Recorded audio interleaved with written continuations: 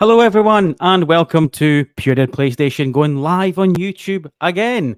3 times now. Who'd have thought? Joining us tonight, believe it or not, Craig's graced us with his presence twice in a row. 2 days, Craig. I know. Can you believe it? I'll be retreating into the background again, into the scunnered work. But I'm glad to be here with you both. Oh, good. Thank you. And Mr. Detective Seeds, it is a pleasure to have you here. We've been trying to make this happen for a little while, but schedules, time differences, life gets in the way. So thank you very much for being here. Yeah, man, I appreciate you having me on. Sorry, it's taking a little while to get around to it, but I've been wanting to come on and talk games with you guys. I've watched the last 2 shows that you've had. You guys do an awesome job, so I look forward to talking and playing games, and appreciate you letting me appear off camera right now. So no worries. Understandable. All good. For those that kind of don't know you, tell us who you are. Yeah, so I started out kind of doing YouTube videos, I don't know, 3 years ago, 2 years ago, somewhere in there, doing reviews. I basically just kind of picked it up as a hobby. I enjoy writing, enjoy video games. So I started to do the review thing. And then I started to see it more transactionally. And I wanted to do something that was more community building rather than just, a transaction. So I got into doing platinum trophies, which I went to the absolute extreme of community building because it takes a while to do. But I got, military background, been overseas 7 times. So have a lot of experience in that. I do a lot with accessibility with several companies, whether it be with some Sony studios, Ubisoft, and a couple others. So I'm a member of Regiment and Stack Up Org. And, try to piss off Xbox people as much as possible when I can for just asking some questions. But PlayStation is my preference. I don't hide from that. I don't try to diminish it. It's where I prefer to play games, and it's just kind of where I enjoy the controller and the trophies. Yeah, good. So yeah. I count myself as pretty neutral, to be honest with you. It's like that, is it? Yeah, Pure Dead PlayStation. I was waiting for that. You son of a bitch! On my show, you come at the king. I fucking take the mask off. It's all right as long as you own it. That's what matters. That's it. You got to own it. That's exactly what he's not doing. That's the problem. Yeah, but I've got to put the bravado in. Snake. I've got to get the bravado in. Plan tonight, guys. Listen, as this is a PlayStation show, there's a couple of very, very quick talking points just to go over, and then we're going to jump into what was a phenomenal Ubisoft Forward, I felt anyway, certainly for the bookend game, shall we say. Another phenomenal Xbox showcase, which we'll just cover for a few minutes, and then I wanted to talk about Summer Games Fest. So yeah, listen, let's just crack on. There might not be much commentary on this, but I just kind of wanted to talk about the Mark Cerny interview that he gave at gamesindustry.biz. Did you guys happen to read it? Did you see the crack with that? I saw briefly, but not a ton on it. Yeah, I saw a bit, but there's been that much going on in the last couple of days that I'm like, I've got a certain capacity that's bust. Break it down for us, Dony. I know, to be fair, I wasn't wanting to go through all the reason I kind of brought it up was obviously we know, or certainly we're pretty sure the PS5 Pro is coming out this year. And there was a little bit of discourse, we could call it, regarding some of the specs that we saw with CPUs. Here's me pretending I know what I'm talking about. And then of course there was then maybe commentary that maybe frame rates weren't going to be a priority, or maybe weren't going to be maxed out. But there was a couple of comments that I liked with this interview that Mark Cerny said. And I'll kind of read it out here. He said, the other thing that's been surprising in the push to 60 frames per second, based on previous console life cycles, I would have expected there to be a lot more games that are 30 frames per second only, just because the artwork can be much more detailed the longer you render it. Instead, the almost universal rule this time around has been games run at 60. It's great from a play perspective. Yeah, it is. Gamers overwhelmingly prefer to play games that are higher frame rates. I just didn't expect such a departure from previous generations. Like I said, I just kind of wanted to put this in because this made my balls warm hearing this, to be honest with you. It's something that I think that's important to me, and this kind of gave me a little bit more confidence, I suppose, that frame rates are going to be a priority for the Pro, and that maybe some of the sort of negativity maybe a little bit unwarranted. So hearing him say that, hearing those words, like I said, it makes me feel good. And I think that the PS5 Pro is going to be a pretty impressive machine. But maybe I'm reading too much into that, but it certainly alludes to the fact that he's gone into that much detail. Yeah, I can't get into anything on if that particular console exists. Just from, like I said earlier, my affiliation with some of the studios, I'm under a pretty tight NDA on a couple of things, and so I steer away from that one. But I don't see Sony in particular going backwards on their performance. We, for the most part, have been provided 60/30, which is, that's what I primarily ask for. Like, just give me the options. If somebody wants to play on 30, I have no qualms with that. Just give me the option to be able to play on 60. I have a pretty significant head injury, and so when I play games at 30, specifically like Zelda and some of these other games, it does give me really bad headaches. To caveat on that, though, I have played games at 30, like when I played, I tried out Hellblade at 30 on the console to see what it looked like, and it did not. Hellblade 2 did not give me a headache. So there's differences in how they optimize it to where it interacts with your eye. Everybody's different, but I don't see them going backwards. I see them continuing to give the frames options to players. I mean, we have some games now that you can get up to 120. I think Gran Turismo gives 120 with VRR and just a couple other different variables that you can choose from. And so I think Spider-Man 2 does the same. I could be wrong on that, but they have taken the leaps to give these multiple graphical options. I don't see them going backwards, and it's also something they expect from their studio. If you don't hit these graphical options, we're not going to release your games. And I think that that's telling and important that they do that. Yeah. Anything to add, Craig? No, yeah, I look, I agree. I don't know. He's saying the overwhelming majority. I don't believe that. I think the overwhelming majority of hardcore gamers, but not the overwhelming majority overall. I think a lot of people don't care about frame rates. I push back on PlayStation with that one. I don't know many that don't. I don't know many that choose 30 or I mean, don't get me wrong. Obviously, I make jokes all the time about it. 30's all the time. That sort of stuff. A smooth 30, which Seeds was just talking about there. Hellblade's a smooth. 2 words. Wind me up. No end. It's fucking that.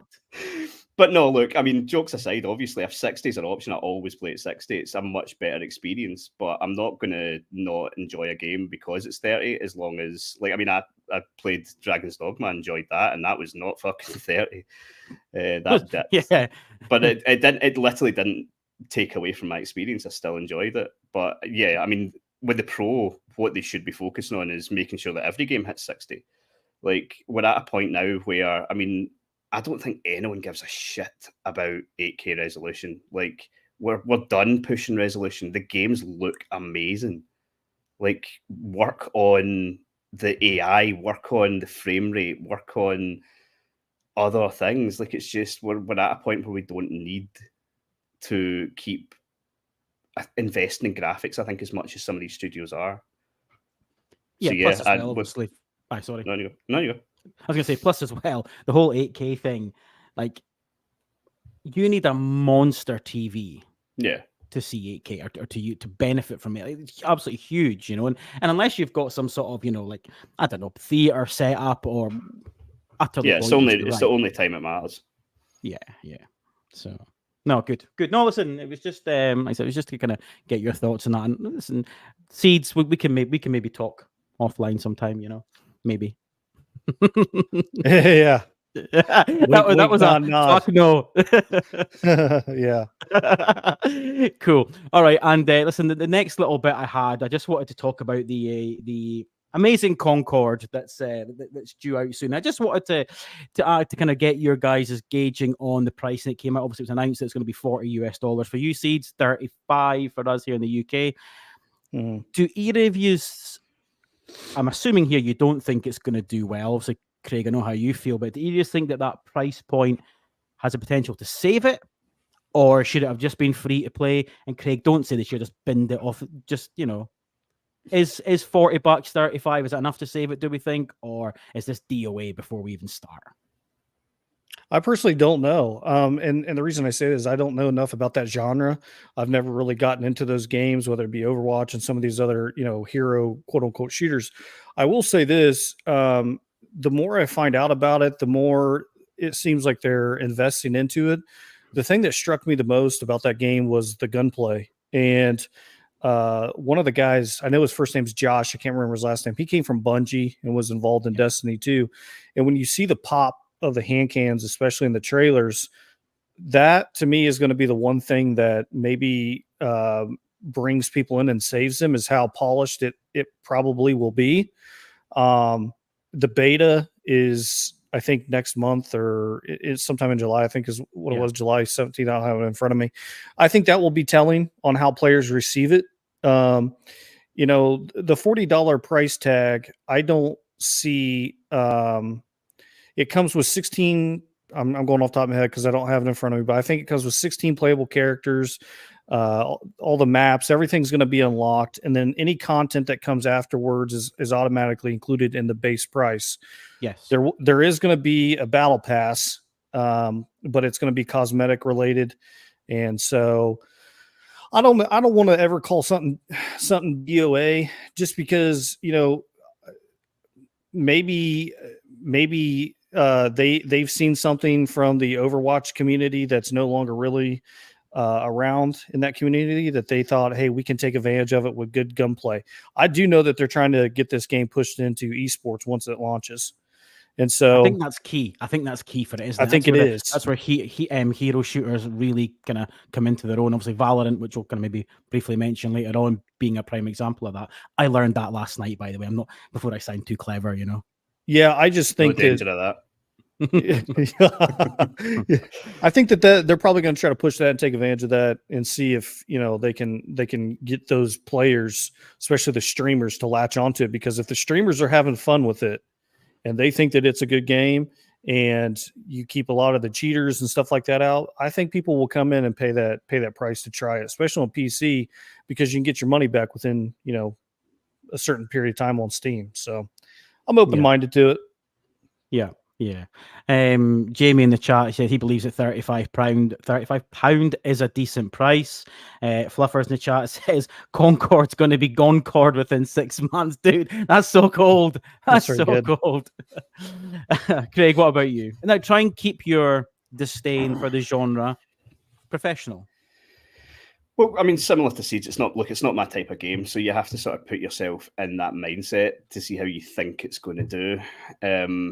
I give it a chance because of the pedigree of who's behind it.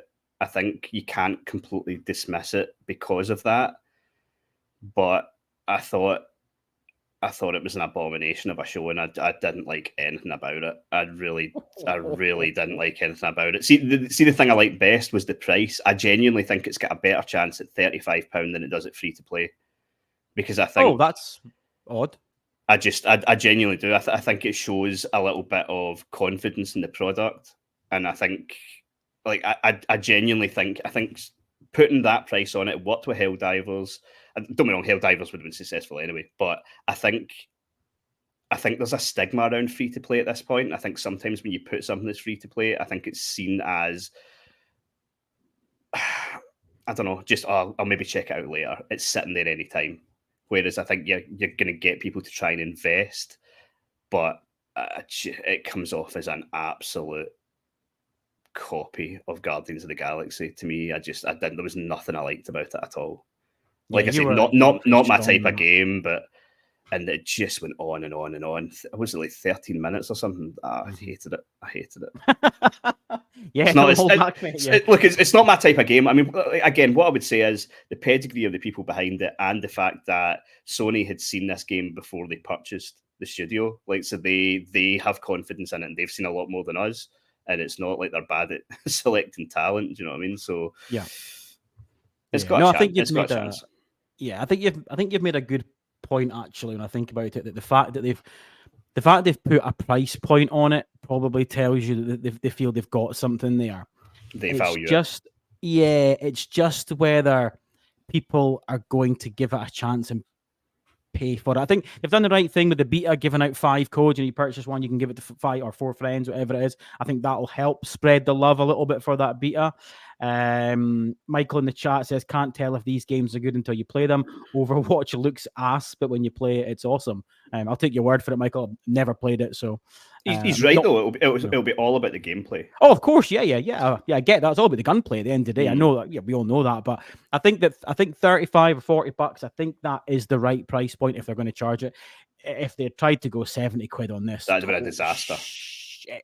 Disaster. If they went 70 on this, that would be a fatal mistake. Fatal mistake. That would be shooting yourself in the foot before release. I think the $40 is a nice spot if you're going to include everything within it. Like I said, man, I don't know enough about the genre to see how players will respond, but time will tell.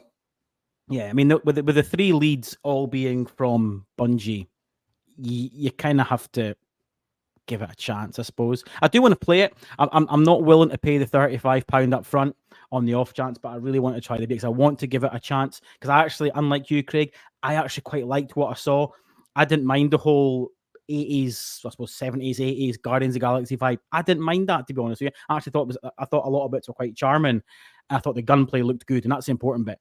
Just to be fair, I've got, I don't know how many hours I've got in Destiny, maybe only 50 hours in Destiny. Do you know what I mean? I've not got a lot. But it reminded me of Destiny straight away, and you can see that, the Bungie influence. So, and knowing how good the gunplay and combat is in that makes me think, well, as a game, it's got a lot of fun. But yeah, I'm supposed to get 5 or 10 beta codes, so I'll float you everyone so you guys can at least try it and see if you like it, and then go from there. Yeah, absolutely. Yeah. See, and you inviting you almost the right idea. See that? And kiss ass to get on podcast somehow, huh? That's what it is. Might as well get some free shit out. Yeah, and when you get that PS5 Pro demo box, send that over to Scotland as well, mate. Just ship it over. I'll pay for FedEx. It's fine. I don't even know if that's a thing, man. No, you won't. I'll cover the costs. Good. All right. Listen, that's the 2 PlayStation bits over now. I want to move on to Ubisoft are back, baby. Say it in the chat. If you boys are in the chat, I want to hear those words. Ubisoft Forward, we just watched there. I was excited for this because I've liked the look of Outlaws since it was first announced. We also got to see a little bit in the middle with Prince of Persia and things like that as well. The crew was on there, and then obviously we got Assassin's Creed Shadows as well. The Outlaws presentation, holy shit. This looks fucking, it's everything that you kind of want from a Star Wars game that isn't all about Jedis and Darth Vader. It's that sort of middle ground of where it can give you something a little bit more unique, and it seems to me that it's ticking all the right boxes. Seeds, I'm going to come to you first because you were fortunate enough to get hands-on with this game, and the video on your YouTube is now live, so everyone check that out once this is over, of course. Yeah, we're totally done. Listen, talk us through kind of what you thought of the trailer, I suppose, and then your kind of hands-on experience as well, mate. Yeah, so when I saw the last trailer that they did, not this one, but the one before, I thought maybe they kind of had some downgrades, especially the character faces and animations. And full disclosure, Ubisoft had offered to bring me out to LA, and then I got some, for your audience, I'm going through treatment for cancer right now, so I couldn't travel. And so they let me do it remotely, which I really appreciated. And I was amazed and blown away by how good the game looks. I played via connectivity over PC, and so you're going through kind of multiple layers, if you will. And it was crisp. I went into the game wanting to play it as an outlaw and as a scoundrel, because other games that I play that are Star Wars games, we go in, I'm notorious for just going in guns blazing with my lightsaber and just wanting to kill everything. And so I really wanted to take my time, and I said this in my preview, I wanted to see what they were offering me as a difference to being a Jedi and taking over that role that we're so used to playing. And I got to say, where I was most impressed was not just the polish of the game and how clean it is and the attention to detail. If you guys really watch that trailer, the background when you're in the kind of the bar area, that's how it plays. You have people walking by you. You have people that are sitting in the booths who will turn and look at you when you walk past, and then they'll go back to doing their drinks. Like, that level of detail is present within the game. And the combat, it does put an emphasis on stealth, and you're able to utilize your little buddy Nick's, whatever the hell his name is, to kind of aid you in battle. And he's got different abilities that he can go and whether he's attacking or detonating and distracting, so you can come behind and use a finisher move to sneak through. But then you also have the opportunities to really engage in firefights and get into battles to where I was like, wow, this is super polished for being third person. I mean, and the combat, and here you got on the screen flying a ship. I'll be honest, when I first saw the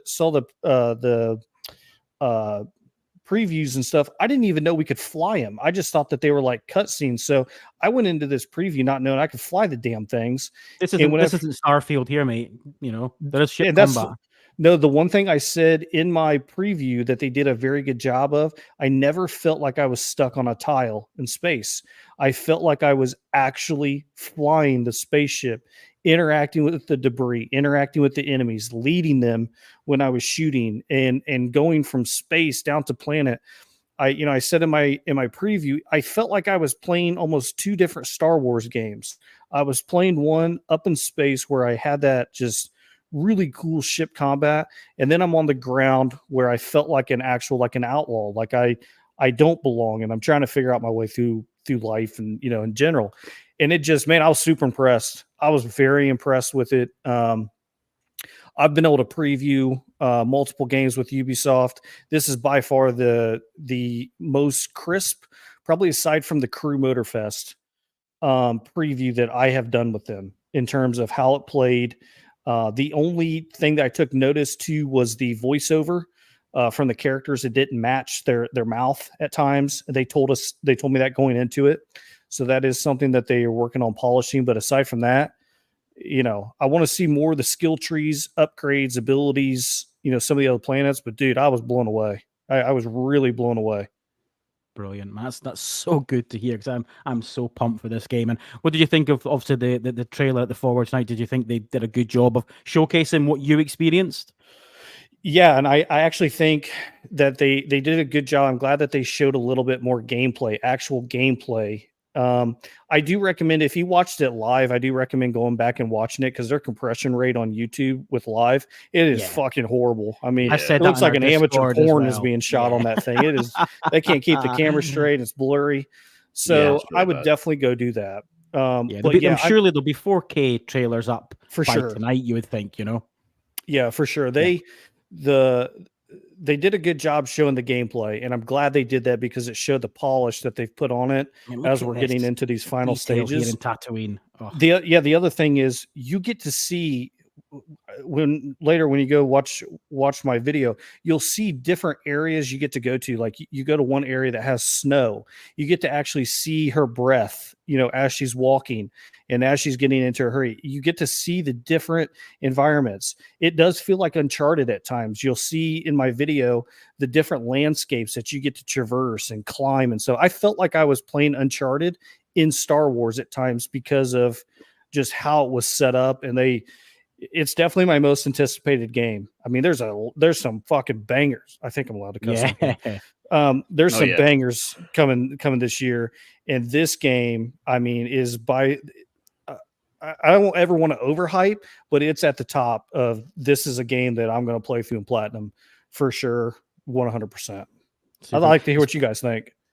Yeah, well, no, it's just before Craig jumps in. It's funny you mentioned Uncharted. Couchy's just put in our chat there.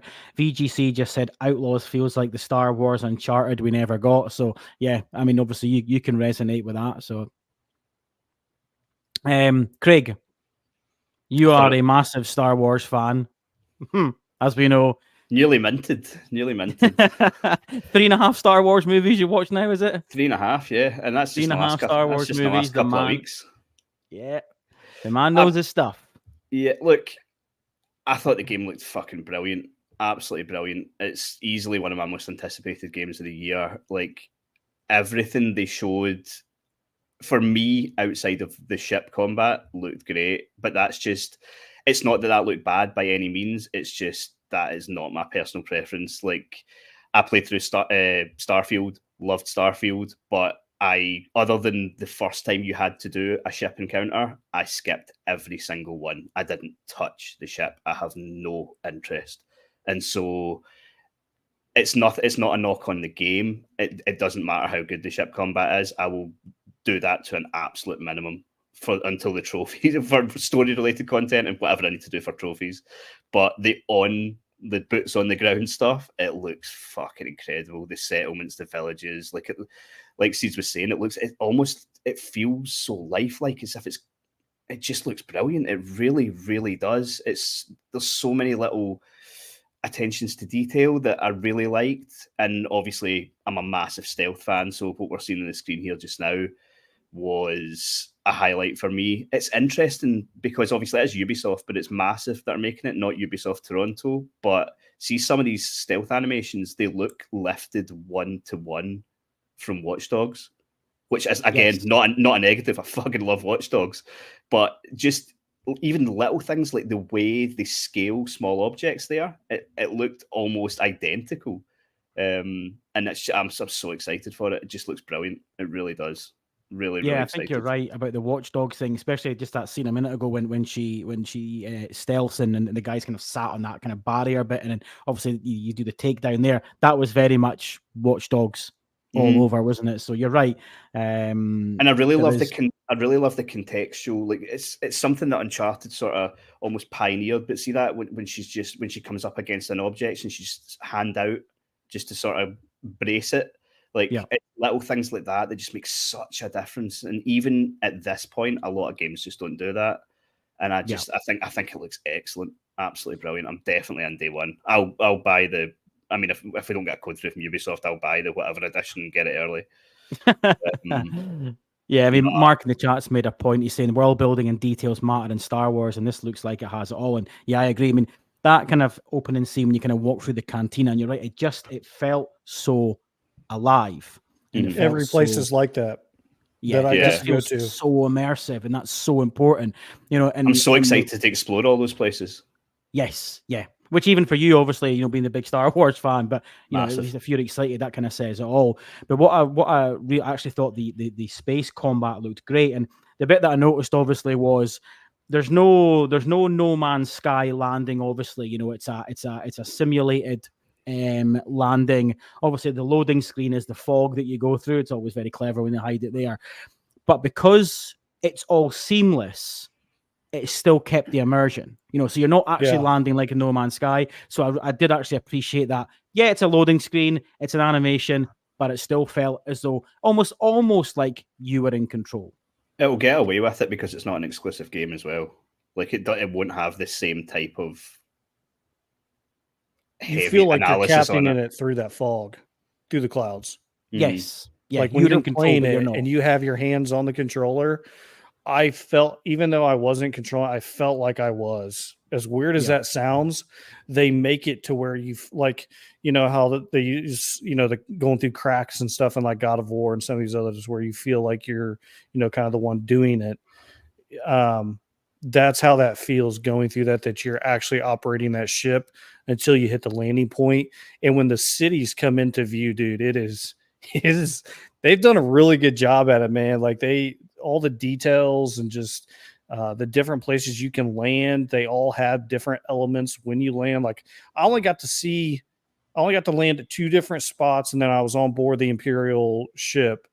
And then obviously what they showed today was different. I didn't get to play some of those areas, but just the 2 areas I went and visited, it is very much, you feel like you're in control the entire time, and it keeps you immersed within the world, even when you're going to land in the planets. And I just thought it was brilliant how they did that. You know, loading those planets with that, you know, 15, 20 seconds of clouds, and then this cityscape comes into view with all these, you know, different, you know, elements of life. So it was, dude, this game, as long as they hit the polish on it, the details and the gameplay and what you can do in the game all seems to be there. So as long as they can hit the performance, this game should do extremely well. Yeah, no, I agree. Well, obviously, there's the three of us straight away, and our Discord was kind of full of love for it as well. So yeah, good. Craig, obviously you are Mr. Assassin's Creed. We got an extended gameplay look at Shadows. Finally, we saw our two protagonists. What was your thoughts and what you thinking about Shadows? Really excited. I think it looks great. Absolutely brilliant. Yeah, I see. The only one thing, right? See, if I had to find a negative, it would be difficult to find one because for me personally, I love Assassin's Creed. I've wanted them to do this setting for ages, and I think it just looks brilliant. The only thing I would say is it very much looks like, oh, it's the next Assassin's Creed, and at some point, are we going to get this leap? Like, I don't think it looks like a leap. It looks gorgeous. The gameplay, I think, looks really good. The world looks brilliant, but it does very much look like the next Assassin's Creed, if you know what I mean. And I'm not saying that even as a negative, but I don't know. I think it's probably between that and Star Wars is probably my most anticipated games. Like it looks excellent. I'm usually all stealth, but the gameplay here impressed me enough that I think I will vary it. Like I just thought it looked brutal. I thought it'll be interesting to actually get it in your hand with the DualSense controller and sort of feel the weight of that combat. I think that's something that some of the RPG Assassin's Creeds, especially for me, Valhalla, lost. It felt so light and it felt so you were just sort of wrecking through enemies. But I feel like this looks like it's striking a much better balance between giving you that stealth option for the purists, and then also, like, if you are more of a fan of the RPGs and you don't want to sit and waste time trying to figure out the best route in, then you can just massacre through folk. Yeah. The combat looked as though there was a bit more focus on parry and dodge as opposed to Which I button like. mashing. Yeah, as opposed to sort of button mashing with numerous skills at your fingertips. So yeah, definitely a little bit differently. And you're right. I mean, the weight, you can even watching it on a shitty compressed stream, you could feel the weight behind whatever that fucking thing is that he's got. You could feel the punch, the weight behind that. Certainly if they nail the DualSense features on top of that, it'll be fucking really good. Really good. Yeah, get your haptic feedback for sure. Did you enjoy the stealth parts? I mean, that for me was kind of my favorite because that's what I want to do when I play Assassin's Creed. I want to be an assassin. So the stealth bits for me were just, I mean, the little bits like I know it's been done. Do you know, it's not new. You know, like knocking the lights out and things. But all these stealth ideas for me ticked more boxes than the sort of combat side. And I love the bit when you go underwater and you actually see. I saw like our breath going down a little bamboo. Just nice little touch to that. And again, that's not new. Do you know what I mean? But certainly it's I really like that. Just nice little touches. And that for me, unless something dramatically changes when the game launches, I can see myself going more down the stealth route. Is it No Way? Oh, definitely, yeah. Rather than Yasuke, just because I think the whole combat thing has been done, and I want that stealth flavor. I really liked the stealth kill through the, I don't know what that stuff's called, the kind of paper wall. Yeah, the doors and the windows. Yeah, I thought that was really, really cool. I mean, it's one of these things that for a presentation it looks really cool, but I don't know how much I'll actually do it when I'm playing the game because you're essentially stealth killing someone and you've got fuck all idea who else is in that room. Like my first thought when they did that was I was like, oh my God, I can't believe he's been so reckless. There could be anybody in that room. But it looked really cool. I think it's bringing me back like memories of Tenshu, and I fucking love Tenshu as well. And so that's a throwback. Yeah, just it's given me little bits of nostalgia, even though it's a new game. Like I'm really excited for it. Again, day one, definitely. Ubisoft showed, for my value, a lot of shite in the middle part of this conference, but the start and the end, the bookends were what we're here absolutely for. brilliant. Yeah, good. Yeah, I'm going to use the stealth a little bit. I mean, obviously, I'm sure with the platinum trophy, you're going to have to utilize both pretty equally. But dude, I'm going to smash somebody's balls in with that big old weapon that he's got there, because that thing, I mean, when he hits somebody with it, look at that. But the gore in this, it just, it's something that, let's see, I'm working on AC Origins Platinum now, and this, just from this scene right here, this seems to be the most gore that I've seen in an Assassin's Creed game. That I can remember. Odyssey was pretty good. Valhalla obviously had quite a bit, but I don't know that I've ever seen someone get their head knocked off like that in an Assassin's Creed game. And so I like the stealth element. I'm definitely gonna play like that, but I also like going face to face with guys and just seeing who's better. Just seeing like, who can you beat me in combat. I also like, one of the things I like, and you'll see it coming up, is you can choose who you want to take into that mission. So that completely changes the dynamic of the game, because you could have, this large castle that you infiltrate with stealth, or you just go in there and knock on the door and fucking destroy everybody. So, I really like how they did that in implementing the two characters kind of working together to accomplish whatever their mission ends up being. Obviously, during that time period, there was a lot of fighting with different factions. So this game appears to be A, extremely bloody, which I'm on board with, and B, they seem to be building. You started with, what was it, Unity, that had kind of the team building, and then what was the one, Syndicate, that they were in London. And so they seem to be taking that element and polishing it in here.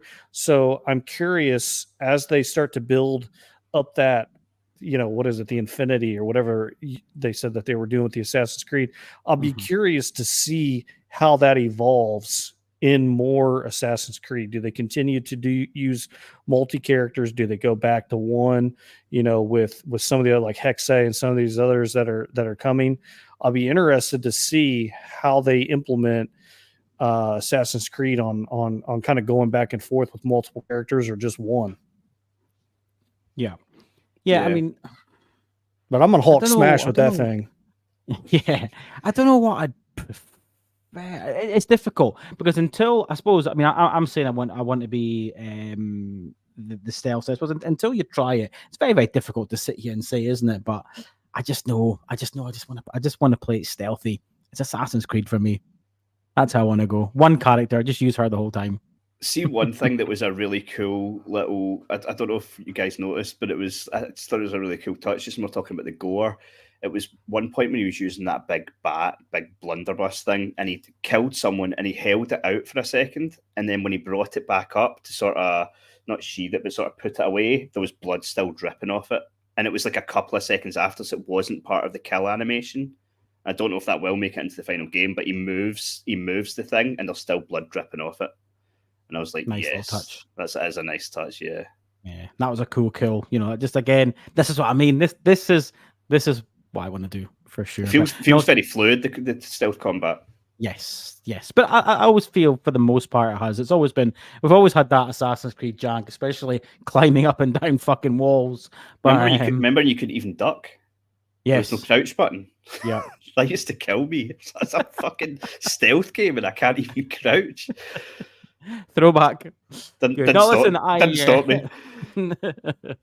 Yeah, Jamie, Ubisoft are back, baby. Yeah, I thought it was great, and that's two massive games this year coming from Ubisoft, and I'm buzzing for them both. So good, really good show. Well done, Ubisoft, and let's see what the next few weeks bring for Outlaws and what other previews and that we get. So excellent, right, gents. Let's move on. Listen, we won't spend too much time on this. This is a PlayStation podcast, but Xbox had a show yesterday. We've lost seeds. We'll carry on. He's committed to the PlayStation side, isn't he? He's just there he goes. There he goes. He's back. me. I was like, oh, this is awesome. Where's he gone? Yeah. Listen, we'll move on. It's a PlayStation podcast, but it's an Xbox had a show yesterday, and there was the best part about 20-30 games show, whatever it was, and all of them are coming to PlayStation anyway, so we might as well talk about them. Craig, obviously you were live on Pure Dead Xbox last night. Give us your kind of highlight thoughts on the show overall, what games you like, and just listen, go any direction you want. Just you do it. It's your stage. I could probably talk about this show 5 times and not mention the same game twice. I thought it was a brilliant showcase. Seeing just in terms of what they showed, I thought it was one of the best conferences in years. I really, really enjoyed it. It was just game after game that I was like, yep, I'll play this. Yep, I'll play this. For me, they knocked it out of the park. Aside from, and it's a big aside from, once again, where are the dates? Like, that's the only thing. That, and I would have liked to see more gameplay. Like, it was great to see gameplay for South of Midnight. I thought it looked really good, but there wasn't enough gameplay for me. And then again, like, if you can, I mean, I've said from the start, Indiana Jones is not coming this year, and I stand by. I don't think it's got a chance of making this year, and I think they know it. That's the part that annoys me. When you don't give a date, when your game's due out in 6 months and you've got a showcase for it, and you show about 98% cinematic, which was a great cinematic and it was a great throwback to the movies, you go, this ain't making this year, and they know it. And they've put that contingency in there. They said 2024, no chance.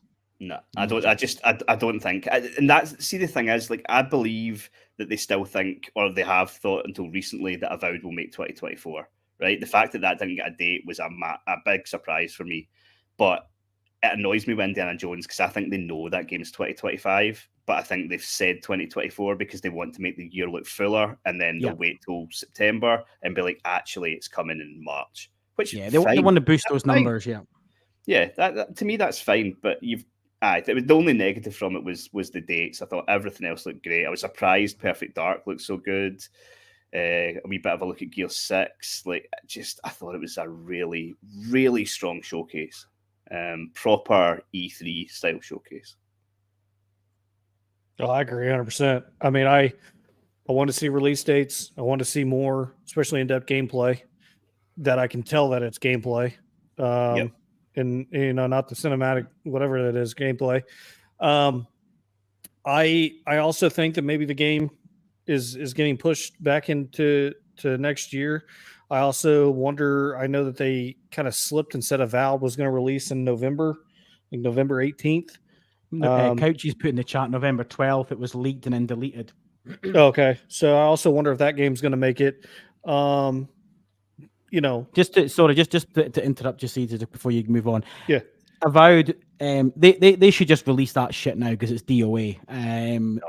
They put a gameplay video out about 2 hours ago, and the combat and that is fucking horrific. I haven't been able to watch it yet, so I don't know what it looks like. It is horrific. I time-stamped it for people. I'm like, you need to watch it. What the fuck is this? They should just release that now and get it over with. Yeah, if they don't have those 2 releases, they really have just Stalker 2, which, I mean, that game looks pretty awesome, honestly. But I do think that, if you're this close, they want to release it obviously before December, and get it on the shelf sometime, probably before Thanksgiving, especially before Black Friday. So, that is a little worrisome to not see those dates pop up, especially when you're this close and you're mid-year. And you're showing these games. I think that if they don't have those games released this year, you really just come off of this showcase again, like we did last year when they couldn't meet the dates. It's like, where's the games?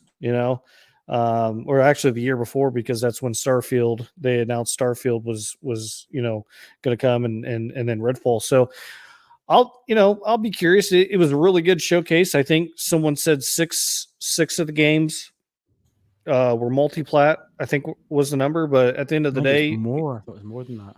It might have been. I saw that figure thrown out that it was for sure 6. But Phil's response later, you don't know which one of those games are going to be multiplat. Maybe all of them. And so I don't know that anyone truly knows, right now what they're going to do, because the messaging continues to change. But it was nice to see him be a little bit more concise in the interview in terms of there will be more. So, I think you're seeing the messaging from the Xbox guys shift from, the actual console itself to, we have all these games that you want. It's like, well, we don't really have to beg for them. You're handing them over. Yeah. It's like you don't even have to ask a stripper for a lap dance. She's just gonna give you one for free, basically. So I wouldn't know. No. yeah. It's been a while. No. Yeah. No, I mean, I'm kind of I'm the same as you. I gave the show a 9 out of 10. I thought it was fucking brilliant. I really did. Every game, apart from a couple of indie ones, which I'm like, that's not for me, was just banging after banger. And yeah, a lot of third party, and there's a lot of stuff we know is coming to PlayStation. But I agree with you, Craig, fully that the gameplay side of things. Yeah, I mean, I made the point. I mean, people say, "Oh, look at all the gameplay in Fable." There was about 4 seconds of gameplay in Fable. Fable's got a lot of animation, in-game animation. It's got very little gameplay. And if anyone's doubting me on that, take 10 minutes, go and watch the Fable video again, back to back it with South of Midnight, and then come back and apologize to me. There we go. Phil's comments. Yeah, do you know what? I actually quite liked his candor. I quite liked his honesty. The guy's never shown any candor in his fucking life. But he did last night. But I thought he did last. With that comment there, he could easily have smoothed that over. He could have said something like, "At this moment, we have no plans to. We have no ports in the work, but business changes, as you've saw. But I can assure you, at this moment, nothing's happening." And you believe that because plans do change. But he didn't. He was pretty open. Again, he still kept his cards close to chest by saying, more games are coming, which then got a boo and got a very sad face from Ryan. But no, listen, I thought fair play that you've opened up a little bit. It'll just be interesting to see what games do come. Sam Walton in the chats put, "You like the look of South of Midnight and Perfect Dark." Sam, yeah, I thought Perfect Dark looked fucking brilliant. And someone else in the chat mentioned about it was Michael, Fable wasn't given a year. That's 2026 at the earliest. Michael, I think you are correct because, again, Fable showed next to no gameplay. And then look at Perfect Dark, which is rumored to be next year. Look at all the gameplay. That whole, basically 80% of that trailer was effectively gameplay. Why have they got so much gameplay to show, but not for Fable? Fable did say 2025. But so does Perfect Dark, and look at the gameplay you got. So why did you not get so much? Why? It was 2025. Perfect Dark didn't give a year. I'm pretty sure. Yeah, so that's even worse. So why is there so much gameplay for Perfect Dark, and not Fable? That's what I mean. Why did Fable not get the Perfect Dark treatment? That's why I think it's so far away still. I think it's so far away. And I think it was, like I said, it was Michael in the chat. He thinks 2026, and I think he's got a point. I think people are thinking it's next year. It wouldn't surprise me at all. It wouldn't surprise me at all if it was 2026. Yeah. Was there any other games for you that stood out on their showcase? Honestly, Doom looked great. Yeah. Life is Strange. I thought it looked fucking brilliant. That mixtape game from Annapurna, really liked the look of that. Trying to think. I mean, if I had a list up just now, you could honestly there was maybe 2 or 3 games that was like, nah. Yeah. But outside of that, just really good. The problem is, are they going to deliver? I know what you're saying about Phil, like being a little bit more forthcoming, but I think that was because he was pretty much forced to. Like, I've said it multiple times, but the guy leaves fire exits open all over the place. You can't get a straight word out of him. He's the most. He's good, man. Oh, he's just absolutely brutal. Like, yeah, he is in terms of the way he does it, but it just I can't take the guy at all. Like, for a corporate guy, he's good. Yeah, he just. But that's because he's not a corporate guy, though, is he? That's the thing. So he probably is then comes across a bit different because he's not a suit. Well, I mean, at the end of the day, job, but he's not a suit. I mean, he is a suit in jeans and a t-shirt with a jacket, disguise. Because at the end of the day, I mean, he's a corporate guy, and he said it. I have to run a business in a profitable way. That's corporate, and so he can sit there and talk to gamers because he does go hands on. It's different than Jim Ryan, who, I mean, I can't see him going home at the end of the night and sitting down and turn on a PlayStation and play a game. I see him going home and probably sipping some wine and watching fucking Jeopardy or something. But Phil Spencer's completely different because he has built that I don't want to say ego, but persona of I'm a gamer. And I think that he does love games. I truly think that he does. But at the end of the day, he's a corporate dude, and he says what he wants you to hear, and then he has the ability to get out of it without lying technically, because he says things in such a way that people only hear the tidbits that he gives you. It's what he does not say is what makes him so good at his job. I think Sarah Bond, she is Phil Spencer on steroids, because she does the same damn thing, and I think that they're going to continue that because that's why they are Microsoft executives. That's why I can't listen to him. See, when he's like, I knew he was doing that interview last night, and I don't trust a word the guy says. And then, like you say, he'll always, whenever something changes, you can go back and, like I say, he's left a file door open. He said it in such a way that he hasn't quite lied, but he has lied. And it's every time. And he's very good about it. No time for him at all. Yeah. But that's why I think he could have left the back door that at this moment there's no plans, but business does change. And that's numerous back doors there, isn't it? But no, listen, I just thought his candor was pretty good. It didn't go down well. Did you hear the grumbles when he said that in the audience? Oh wow. Yeah. They were not happy. And sweat. You could see the sweat dripping. Oh, he was nervous. I've never seen him so nervous before. And someone commented on Twitter, like, look how fast he's talking. He was almost like he took a line of coke and he was reading off a script. He was like nervous. He was trying to get through that part because he wanted to get that part behind. But I think that they sent the message in just the trailers and their messaging. They are no longer exclusive. Longer. I did not hear the word exclusive one. I mean, I have to go back and watch it. I don't think I heard the word exclusive one time in that. And when you go back to years past, exclusive. They have, you don't need him to tell you anything. It's there in their marketing now. Yeah. So yeah, I expect it all to come. Oh, I think it will. It definitely will at some point. I think PlayStation's almost in a no-fail situation at the moment where they're just too far ahead. They're too synonymous with gaming, and I think Xbox's best foot forward initially is to bring Indiana Jones just to Xbox and just to Game Pass, but then 6 months, a year later, bring it to PlayStation, but then hope that over time you have PlayStation gamers playing these games and going, you know what, I could have played that a year ago for £10 on Game Pass, and try and get people over to Game Pass that way. Like, almost try and use selling people games on PlayStation as an advertisement for Game Pass. And I think that's what they should do initially. And then if that doesn't work, then, I mean, it's going to be the Sega route, isn't it? I think that's what they're trying to do. I just don't think it's going to work. I think that the PlayStation technology and just the overall ecosystem and how they are selling, I just don't. I think that it's, I have said this on other shows, and I continue to say, and people will get sick of hearing me say it. When Grand Theft Auto 6 releases next year, that thing is going. I mean, you see the console charts of, kind of like a steady line. That thing is going to look like the line took Viagra, because it is going to skyrocket console sales. And I think it's going to probably skyrocket on the side of PlayStation, not the side of Xbox. Their only hope is that they can compound and push enough stuff into Game Pass that people, when they go to buy it or they go to upgrade for GTA 6, they go, you know what? I think I'll get the Xbox because I can get a year's worth of Game Pass and get all these other games. But at the end of the day, I don't think they care about the console anymore. They want you in their ecosystem. Yep. Yeah. Oh, No matter how.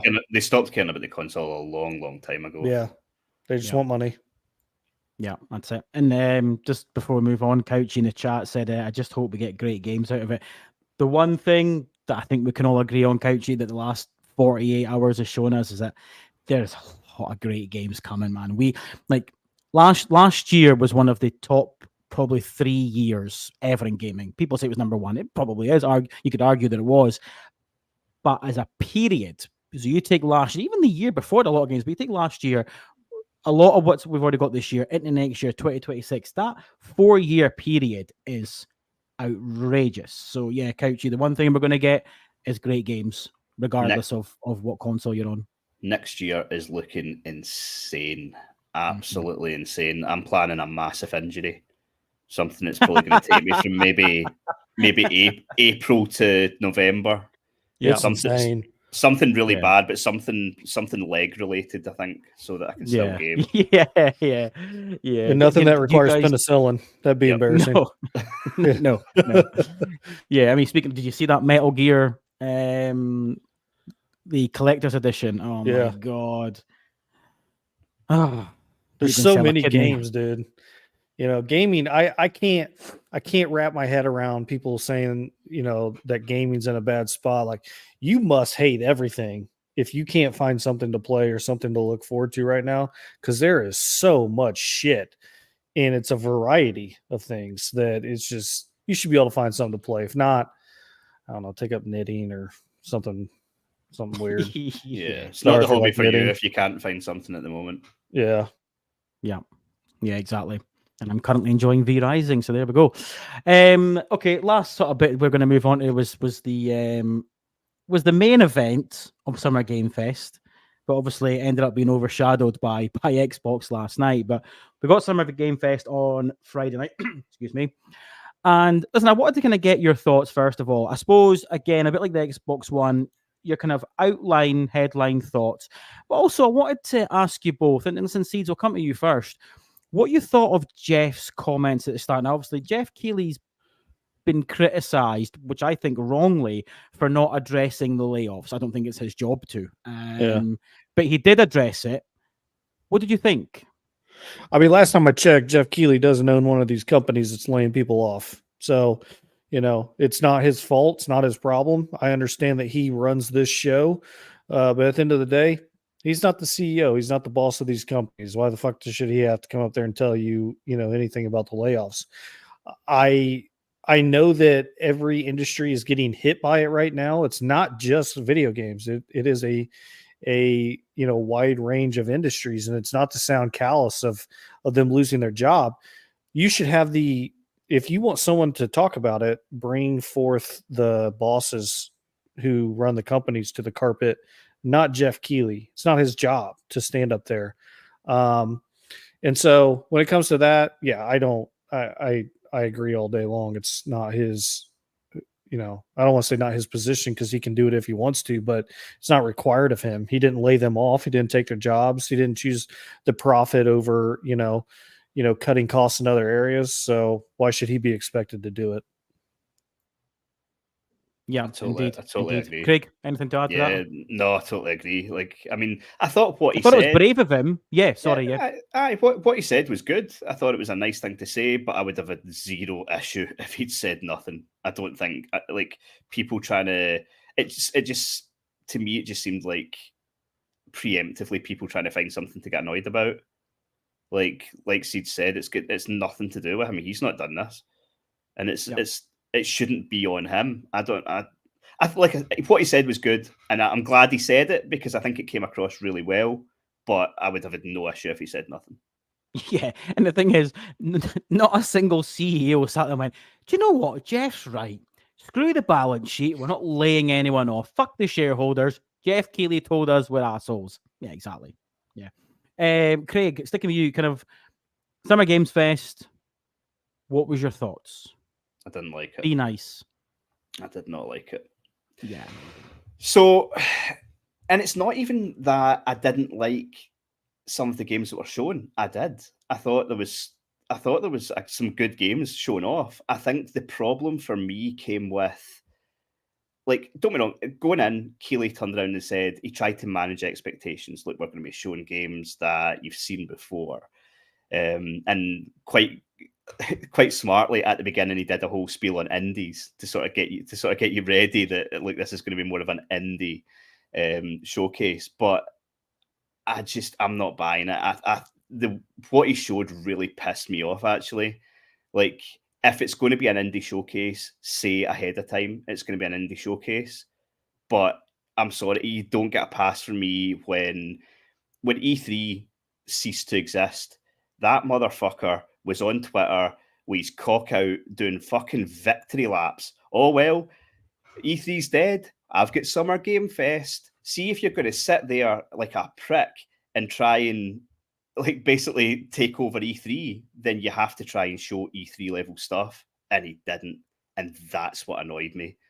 There's loads of games he showed that I would play, and I will play. I play indie games more than I play AAA games. But if you're going to do an indie showcase, say ahead of time, I'm going to do an indie showcase. And it should also, with what he had, it should have been an hour. Do you think part of the problem is now, if we think about the dynamics of how we consume game trailers and things now, the big three, so PlayStation, Xbox, Nintendo, they do their own shows, their own state of plays, their own showcases, Nintendo Directs, blah blah blah. They don't need Geoff. Now, we saw some rumored prices of, was it $250,000 for a 3-minute?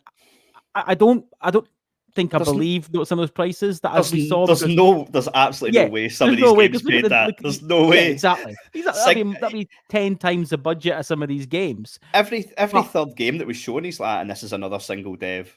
And you're like, right, exactly. So they just dropped $350,000 on a 3-minute trailer. Did they fuck? Yeah. But I've no doubt the big boys have to pay. And I wonder if part of the problem is that Sony, Xbox, Nintendo went, we don't need that. We'll do our own show and it'll cost us $30,000. A fucking temp will go on Canva and put something together for us. Like, we don't need Geoff. I don't know. Maybe I'm just spitballing. No, I totally think Geoff probably put together the best show that he possibly could. I think, like you say, like in times gone past, he would have had much bigger developers coming to him, much bigger publishers coming to him and saying, "Oh, can you showcase our stuff?" But now, instead, we've got this, in my opinion, much worse situation where we're getting loads and loads of small conferences all throughout the year, and everything's just losing its meaning. And in that sort of ecosystem, Geoff is still trying to have a big show when he doesn't have the games to have a big show. And I think he should have been upfront about it. I think he should have said, look, this is going to be a more indie-focused show. Instead, he turned around and said, we're going to show games that you've seen before. And that still could have been a lot bigger games than what we've seen. And the whole thing, it just didn't, like, thank God for that. I think that's why I'm even higher on that Xbox showcase, because I was like, finally, this feels like E3. Something has happened now that feels like, and so did tonight. Ubisoft, I thought, did a good job despite the stuff in the middle. But yeah, no. Not a happy bunny. No. What about you, mate? Yeah, I mean, there was some good in it, but I agree. I think that a lot of the bigger companies, we're going to see them go to doing, their own thing. We already, have seen that with Xbox, PlayStation, Nintendo. And I think that, with some of these other companies, Focus and I don't even want to bring up Embracer because who knows what the hell they're doing. But I think that some of the, in Ubisoft, they do their own. And so, Xbox or PlayStation could go to some of these companies and say, hey, we're going to have our show. We'll charge you X amount or do some type of marketing deal. I personally think that probably in the next couple of years, and I think what he's tried to do is good. I never want to see anybody fail in what they're trying to do. But I think in the next couple of years, probably just the Game Awards would be sufficient. Yeah. Do it one time a year. And then, you kind of bring everyone around at the end of the year and let companies show off stuff if they want to, the following year. I think that, hey, if you got people that want to pay you and show off their games and do it, have at it. But I do agree that, it's one of those things that I think there's maybe a reason why E3 went away, and dissolved. And I just don't know that these large productions and the cost of doing them is going to be sustainable twice a year if you don't have the games, because let's face it, Microsoft owns shit ton of property. They're not going to give you much. PlayStation has a lot of property. They're not going to give you much. Nintendo definitely ain't going to give you anything. So what do you have? Kojima, you got FromSoft, you got some of these other companies that might go with you, but yeah, I said a couple weeks ago or last week on Crossfire that I definitely could see that going away and just doing the Game Awards. Just the Game Awards, yeah. I'd be all right with maybe it. a good point. You make a really good point there when he couldn't even get his mate Kojima to turn up. Yeah. I mean, surely that's just a slam dunk. If I was Geoff Keighley and I was looking at that show, I'd be on the phone going, look, I need you. I'm in a bit of a bind here. Going to show up, drop a Death Stranding 2 trailer. And maybe this might be what, goes into he looking at it and saying, okay, maybe it is just right for us to do a Game Awards and not try to do twice a year. But time will tell. But I do think, you got Rockstar, they're going to drop their own stuff. Yeah. Some of these companies, their YouTube channels alone are so large that they can just go drop a trailer and put out a tweet and say, hey guys, happy Thursday, go check this out. And hundreds and hundreds of millions of views. Not all companies can do that. And I just think that maybe doing it once a year, the Game Awards, wrapping it up, do a 2-3 hour event if you want to and show the games. But I think twice a year, I don't know that they'll have enough firepower to keep doing it.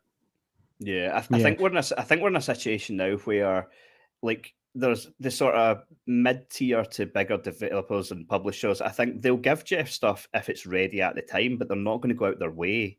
And I think it's just going to depend whether the tea leaves sort of line up. Like I thought one opening night live last year was actually pretty good. I thought that was a good showing. Showed some really cool stuff. Better than this one, to be honest. So yeah, I mean, maybe it will just be a case of, like, I don't know, are the likes of EA willing to give them something at that time? Are the likes of, like, obviously with Ubisoft, like, they're holding their own conference, so we did see a small amount, but they're not gonna shoot their load on Summer Game Fest when they've got their own, when they've hired a live band 2 days later. Yeah, I mean, and I think probably even companies like EA, they may team up with Xbox or PlayStation. Yeah, going forward and running their stuff there, and even Square Enix, they're going to team up with PlayStation or Xbox, maybe to not be exclusive, but in terms of marketing, to where they don't have to do that. So yeah, I more power to him, man. I think he's done a good job in terms of bringing it together and trying. I just don't know the longevity of how much content he's going to have to be able to do 2 shows a year. Plus Gamescom and everything else. I don't know. We'll probably get tired of seeing the same shit over and over again. Yeah, what doesn't help is obviously games are taking so long to develop now as well. That doesn't help. But when you have got 3 shows, you're almost going to get that repetition. I mean, Rich has made a good point in the chat. He said Miyazaki was in LA, but I haven't seen him anywhere bar Twitter. And that's right, because when he was there, everyone assumed, oh, he's going to be at Summer Games Fest. That's why he's in LA. Which was a strange one. He was clearly just on holiday taking selfies with people, So wasn't he there for the release, or they had a demo? Yes, obviously for the DLC. Yeah. They had something going on for that. Yeah. The show got started with Lego Horizon, which obviously we kind of knew was in the works. The leaks had started several weeks ago. Craig, I know you're a big fan of the Lego games. Listen, do you know what? This is not for me. It's not like I hate the Lego games. I quite like them. I thought this looked good. Aye, it looks good if you're 7. I mean, don't know. It's not like an instant day one for me, but I did think it looked good. I would play it. I thought it was You know interesting it's what? coming to Switch. Well, I mean, it's not hard to see why when you look at Lego. What was the last Star Wars one? The Lego Star Wars, was it Jedi, whatever it was. I mean, in the first 2 weeks, that sold 3.2 million copies in 2 fucking weeks. So that's why, you know. So it's not hard to put a Lego game on the Switch. It's I don't almost think it'd almost be I don't criminal think not it's to. I don't think it's a move PlayStation would have made 2 years ago though. I don't think you they would. say I that. don't think they would have let Aloy's character appear on Switch 2 years ago.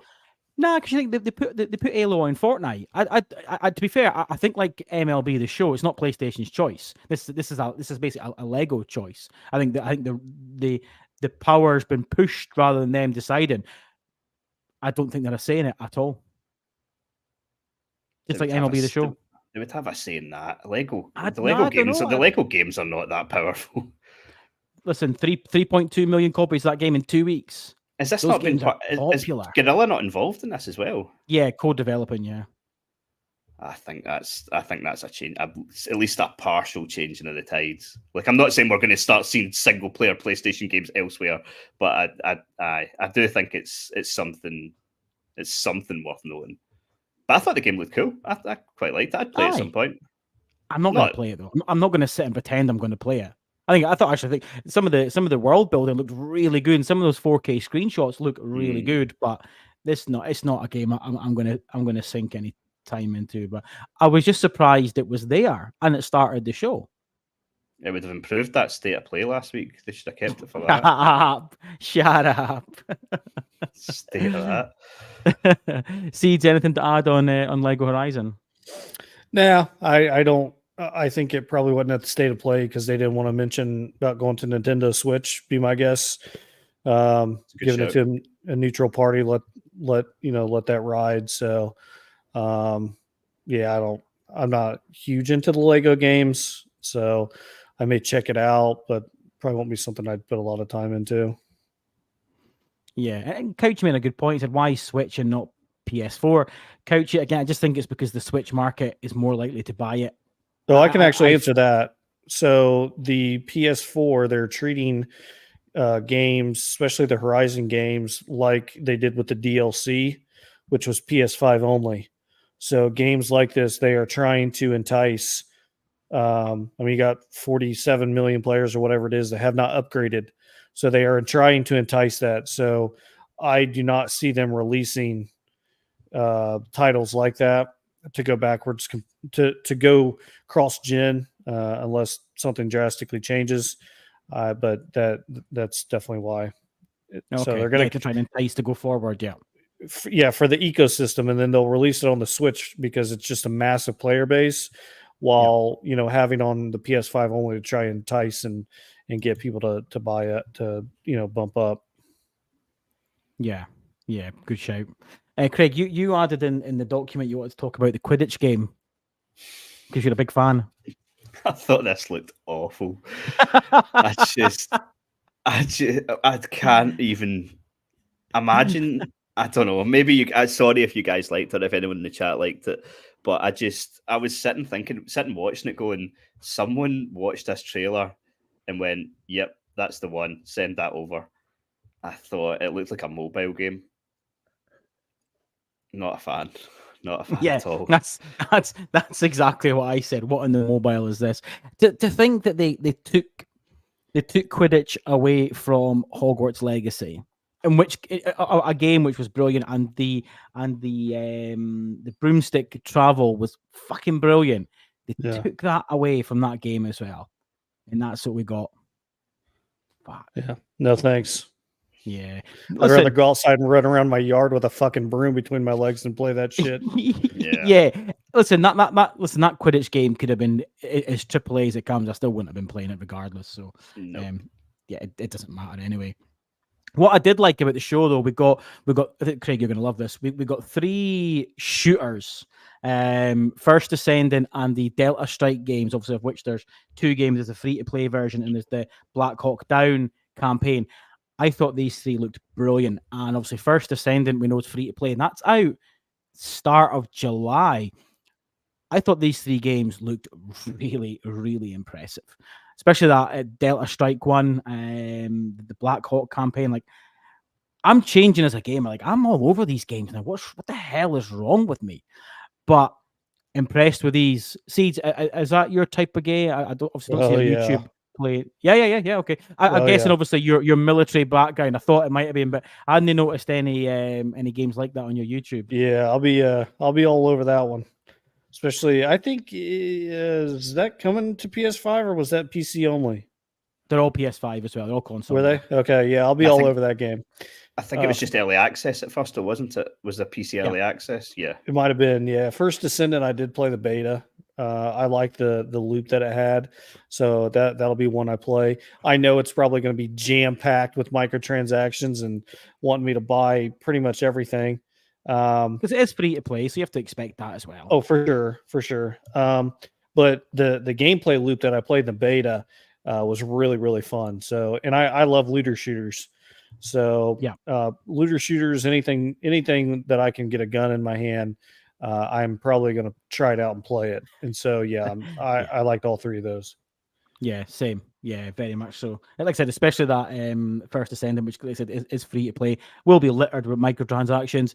Hopefully, it's not too sweaty as well, but we'll see. At least, I mean, it's third person as well. It's obviously different. So, not far away to give that a try. The star of the show, though, no, it wasn't Alan Wake. It wasn't Alan Wake. It was the Power Rangers. It was the Power Rangers to hold the show, boys. Everyone lost their shit with this. What is it about a 2D old school brawler with banging theme tunes that people go, Game of the Year? Man, I'm all over this. It's just like Shredder's Revenge, I'm all over this. Total nostalgia. Yeah, I was never a Power Rangers dude. You weren't? Nah, not a big Power Rangers kid. What's the matter with you? How old are you, Seeds? I'll be 36 this year. So you were the right age as well, man. Yeah, I saw through it. I was like, why the fuck do I want to watch guys go, floating through the air with pajamas on, fighting these mythical things when I can, go fight in the neighborhood? I was that kind of kid. So, yeah, I never really got into it. You come out with a Scooby-Doo game, though. I'm all over that shit. Now we're talking. Get a Scooby-Doo game out. I would lose my fucking shit if they brought out a Scooby-Doo game. I'm sort of in the middle of you two. I did watch Power Rangers, but it's not this highly revered thing. But I thought the 2D scroller looked good. Yeah. No, I think, and again, it probably a bit like. But now fuck it off and let's get a Scooby-Doo game. That's what I want now. Only, man. Don't get him started. You get Daphne's ass in a Stellar Blade outfit. I'm all over that. Yeah, you won't get me off that game. Let's go. It's funny. I thought you'd have been a Velma man. Yeah, no, more of Daphne. Hopefully, your channel doesn't get in the flagged. chat. He's a Velma man all day long. Oh yeah, there you go. Can't go wrong.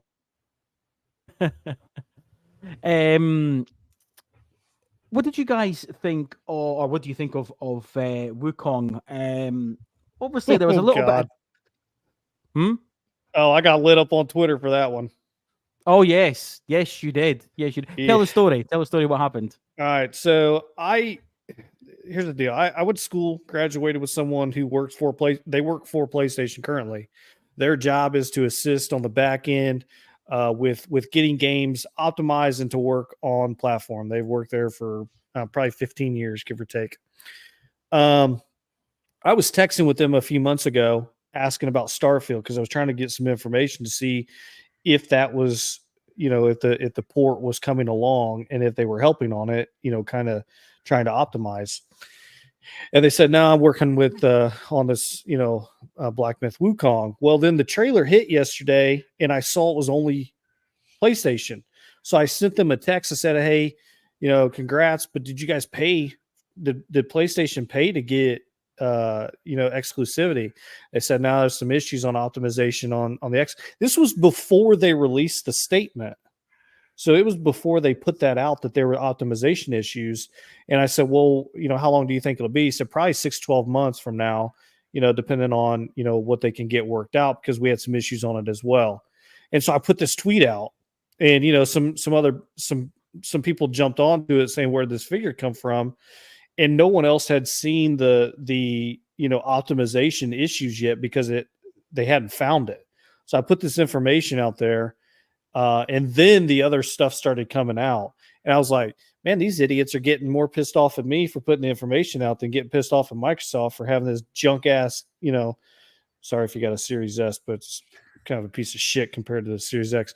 But you should be upset at them because that is the optimization problem on not only this game, but it's been the same on other games. And, at some point, you got to stop calling the devs lazy and listen to them, because if you have that many developers speaking out and saying this thing's a problem, at some point that thing's a problem. And so that's how that transpired. That's where I got the information from. This individual has given me information on other things that has all panned out. T-Loop PC port, knew that was the thing. I knew that stuff about Concord, Astrobot, and the Sony state deal. So they've given good information. Saw that this was good information, and then, man, those dudes, You paid for it. bro, they came out of the woodwork. I went to a concert with my girlfriend, and she was just cracking up because I was reading some of these comments. Like, these guys think it bothers you, with some of the stuff they say. And it's like, dude, you ain't gonna hurt my feelings. I'm just gonna sit there and drink a beer and laugh at you. And then if I have an opportunity, I'm gonna make fun of you too. And so, yeah, that game got me in some hot water with the Xbox dudes for sure. Yeah, don't cross the cult. No, man, Jesus. Are you excited for it, Craig? Is it your cup of tea? I don't know. It's one of these ones I want to try it, but I'm not massively excited for it. I'm not massively surprised that it's having performance issues on Xbox either. Like, It's just from the day that Series S was announced. Like, I get looking at it going, oh, budget entry console, that'll be a good idea. But how you couldn't foresee what was going to happen is just baffling. Absolutely baffling. And I had sort of figured that by now the Series S would be partially a streaming console. Yeah. And I'm surprised they haven't pivoted to that. Like I said it back in 2020. I could probably dig out the tweet where I said, I think as we get further into the generation, the Xbox Series S will be used as, it will play natively AA and indie games. But if you're wanting that AAA experience, then by then I think Microsoft is hoping that their xCloud will be able to deal with that. And it's just never came to pass. But this was always going to be that issue. And it's holding, and the problem is it's holding back first party stuff as well. Like third party are having issues with it, but first party are having to settle because they have to have it optimized well. Yeah, but the problem with your plan is that it's sold too well. That's why they couldn't do that. You can't then make it a streaming device when you've got 3/4 of your player base is on that potato. It should never have made it through QA. Never. Like it was not a difficult thing to spot. Yeah, but yeah, in terms of Blacksmith, we thought it looked good. I thought it looked good, but I don't know if it's for me. Yeah. What were you, Michael put in the chat, imagine GTA skips Xbox because of the Series S. I mean, that game's going to push boundaries. That's going to be really interesting. Really interesting what happens with that game. It wouldn't surprise me. It could be the first one that does. I think at some point you might have something that skips the Series S, and GTA's got the power to do it. And because how the fuck are they going to get that running on it? I know, and they've lapsed the parity clause on a couple of things as well. So, yeah, I think they have GTA 5 running on there. I don't know what it runs at, but I'd imagine they'll scale it back. I definitely can't see them. That would be. I mean, that would make some really, really big waves if they did that. But you're right. If there is a company that has the power to say, fuck off, we're not going to do it, it would be them. But the fact that they're not coming to PC right off the jump, I think they'll be probably incentivized to do it, to figure it out. Yeah. Yes. Yeah. Because the sales are far too important. There's too much riding on that balance sheet for GTA not to be on as many places. selling like hotcakes for $89 or 130 quid with all the add-ons as usual. Yeah. The star of the show for many people clearly is what's on the screen just now. We got the Alan Wake DLC. Me as a massive Alan Wake 2 fan, was all over this, as people will know. Either use what's your Craig? You enjoyed Alan Wake 2, didn't you? Absolutely brilliant. Superb Yeah, you loved game. it. Yeah, Yeah, it was your game and of the year, wasn't it? Yeah, no, Liza P was, but it was second. Liza P. Oh. Yeah. No, I thought this looked fucking great. I've got it downloaded. I haven't had a chance. I've been too busy with work. But as soon as me and Jess have got a spare couple hours, we'll be all over this. Played through the game together and just absolutely loved it. And I thought the tone of what they showed was brilliant. And then going on the Discord and seeing the guys who have played it so far just losing their mind. Yeah, even I really did, cool. and I played the game. It looks really cool. Can't wait. Yeah, no, I thought this looked absolutely brilliant. Kind of bringing the sort of three worlds together in this sort of Twilight Zone package. Yeah, really, really good. Am I tempted to buy Alan Wake 2? A little bit. I am a little bit tempted. It's not that scary. You say that, but I even the littlest thing, I freak the fuck out, to be honest with you, mate. So, well, you'll love it. I don't know. Steeds, talk to us. Alan Wake 2. It was a great game. It was, in terms of scare factor, I don't know. For me, maybe like a 5. I mean, there are more jump scare-esque things. By far, the scariest game I've ever played was Resident Evil 7. I think it was probably that was terrifying. that game. I mean, Jesus, I need to change my underwear after that game because that thing was another level. I played it in VR, and it was honestly, I had to take the headset off multiple times and just it's pretty. Get a minute. When you look at it compared to that, it's just a very. I mean, if you like, I don't know, I compare it to like mystery novels and kind of going through that, but yeah, it was good. I'll check out the DLC if I get time. I had Alan Wake last year, I think number 2 or number 3, I don't remember. But I'm glad to see them doing well and releasing more content. They always release very good quality content. And so yeah, indeed. Rich in the chat is saying stream it. I ain't streaming that. I'm not having people laughing at me. Maybe for charity. You'll be streaming out your ass when you play it. That's not happening. It's not happening. The kind of last game I want to talk about, unless you guys have anything else, the games you want to speak about was Phantom Blade Zero, which actually Excuse me. What? Killer Bean? Are you honestly not going to talk about Killer Bean? talk about Killer Bean then. Is that the fucking world we live in? That you're just going to skip straight past? I'm sorry. I forgot about fucking Killer Bean. My bad. It looked brilliant. This was the show stealer behind Alan Wake. Oh, come on. Oh, come on yourself. Killer Bean looks awesome. It did. It looked like we were all sitting fucking howling laughing. I can't wait. I think the problem is that if it's coming to early access and PC, it's obviously just a sandbox. Like they were trying to pitch it as, no, it's got a story. You're like, I do you.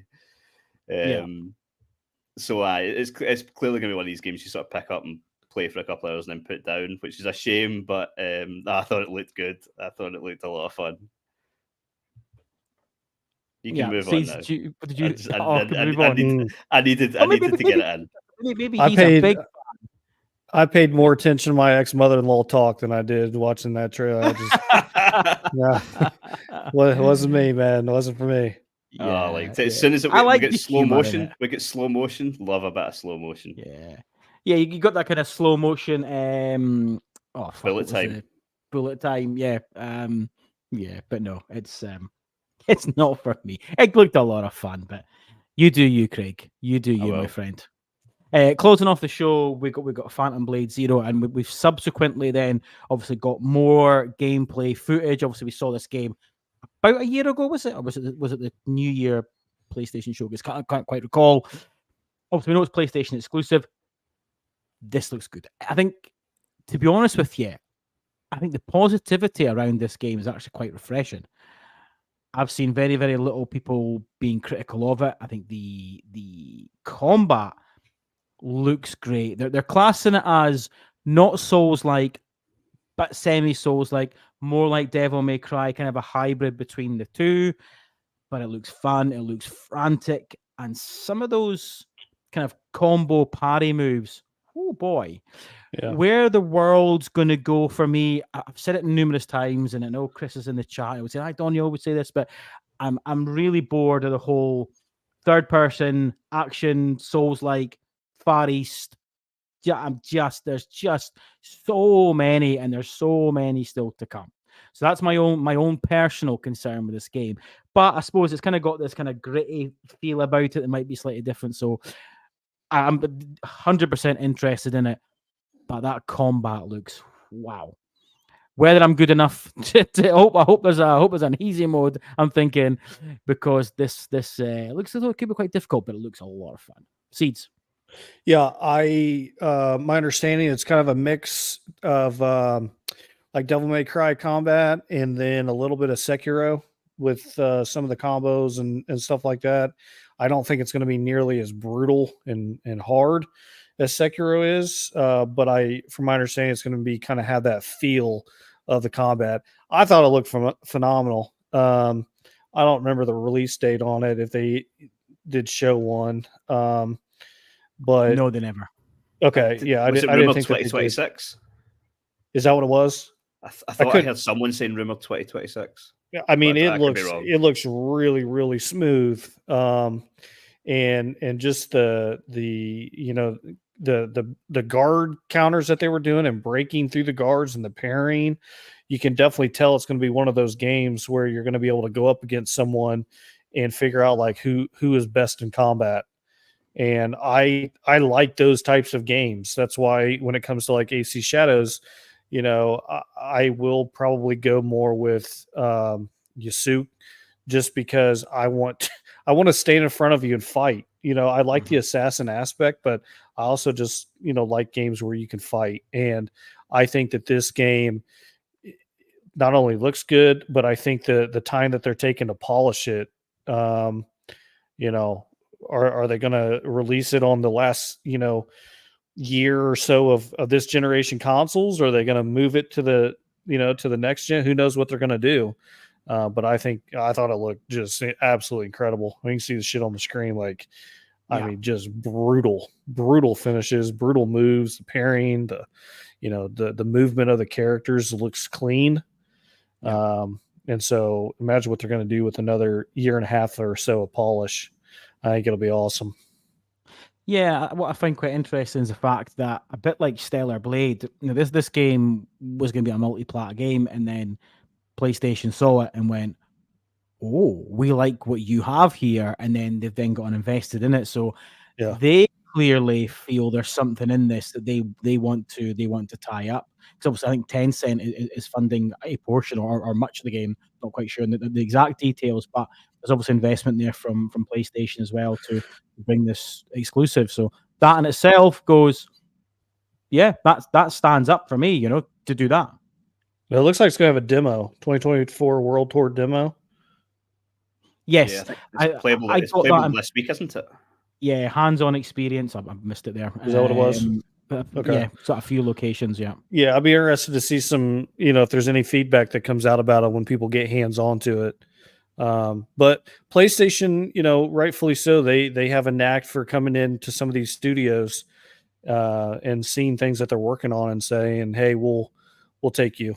You know, we want to work with you." And I mean, you look at what they did with Shift Up. That was Stellar Blade was their first AAA game, and combat in it was. I mean, I got platinum on that, and it was, I mean, very crisp, very tight, and just a really good game that they invested in. So they seem to be going after the sword fighting. Yes, very much so. Very much so. Craig, we need to bring back Killzone. Come on, give me some shooters. Don't get me started. Do not get me on my high horse with that. Do not get me started. Right? Yeah, bring it back. Craig, Phantom Blade Zero. Yeah, I thought it was a great demo. I thought it looked really good. I was one of the people 5 years ago that was crying out for these like Japanese style samurai games. Like, I'm like, why are we not getting any of these type of games? And the unfortunate thing is that every second fucking developer in gaming was listening and all started making a game at that time. And So it's you're just to blame. it's me to blame. I think this looks really good. I think this looks on the high end, but it needs to stop now. There needs to be a cut-off point where we just go, that's plenty. If, like, I think I tweeted out about a day or two ago, just going, if I see another fucking game announced with a samurai sword, I'm going to scream. Like, this looks brilliant and I want to play it, and I'm in day one. It looks great. It looks absolutely great. But enough is enough now. We need to stop. We need something. We need whatever's next. It needs to come along, because, I mean, you think back to like Assassin's Creed Shadows, and you go, they must be sitting there thinking, fucking hell, folk have been wanting us to make this game for ever, and by the time it's ready, there's like 20 other games that are doing. They'll all be different. Assassin's Creed's not going to play like this at all, but you know what I mean. It's a similar sort of aesthetic, and it needs to stop. It needs to stop. But this looks great. It really does, and I'll play it. Yeah. I want to see more. Like you said, interested to see what that kind of hands-on previews / demos to see what they bring. So yeah, good. We should hear about that soon, because they said it would be playable this week at Summer Game Fest, and then they were going to take it to Gamescom, and I think there was a couple of other things as well. So yeah, we should start to get feedback on it. Good. Excellent. Seeds, but just your we never kind of got your overall thoughts. What was your kind of closing thoughts on Summer Games Fest before we wrap up? Well, I thought, Xbox obviously took it in terms of overall showing, and then Ubisoft, they obviously had a really, really good showing.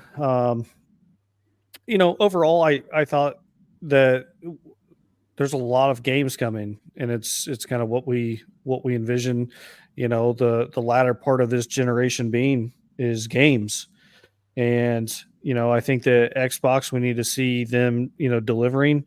But, for the most part, I mean, September is absolutely stacked with games. Yep. August is stacked. October, has Call of Duty looks phenomenal.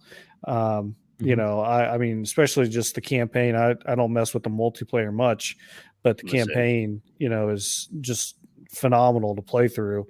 And so you should be able to find something to play. But I thought they did a great job. And I look forward to Sony's showcase, and then the Game Awards, and seeing what else is around the corner. Sony's been very quiet for the past 2 years, and we know that they have their studios working on things. I know Tom Henderson, some others reported. I know 3 games specifically that are ready to go that haven't been shown from big studios. Yeah. And I think Tom Henderson's been hands-on with at least 2. Yeah. And so, I think that it's time. They've kind of let some things, go through, and it's time to do that this in September. And then I think that will complete, just a barrage of what's coming. Yeah. But it's a good time to be a gamer, man, no matter what platform you play on, even though PlayStation's, other than PCs where I would play, it's a